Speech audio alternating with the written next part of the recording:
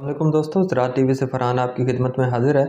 दोस्तों, आज धान की मुतअद्दिद बीमारियों के बारे में बात करेंगे जिनकी वजह से हमारी जो पैदावार है वो असरअंदाज होती है।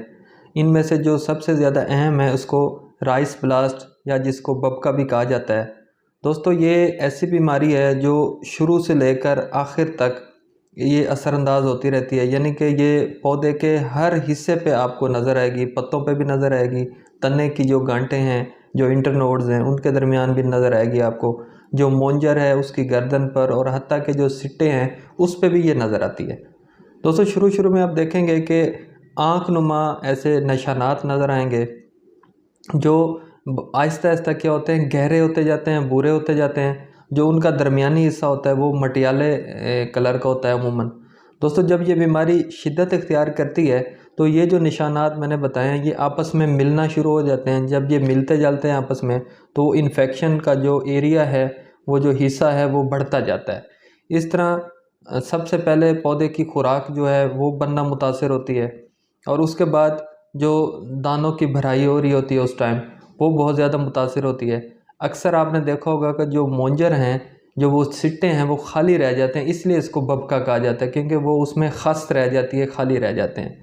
तो इसका जो केमिकल कंट्रोल है उसके लिए बायोकेम एंटरप्राइजेस का शूटल आप स्प्रे कर सकते हैं। बेहतर होता है कि इसको हमेशा एहतियाती स्प्रे किया जाए क्योंकि जब बीमारी आ जाती है तो उस वक्त स्प्रे करने से इसको रोका जा सकता है, लेकिन जो नुकसान हो चुका होता है वो नाकाबिले तलाफ़ी है। इसी तरह इसकी जो दूसरी अहम बीमारी है वो ब्राउनली स्पॉट या जिसको भूरा झुलसाव आप कह सकते हैं।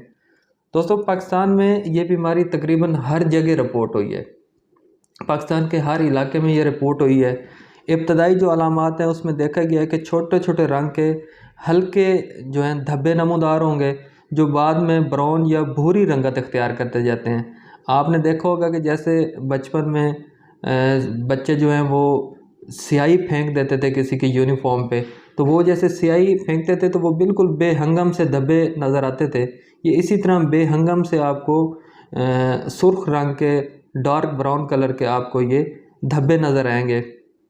और ये भी इसी तरह क्योंकि ये फसल की जो बाकियात होती हैं उसमें से ये फैलती है।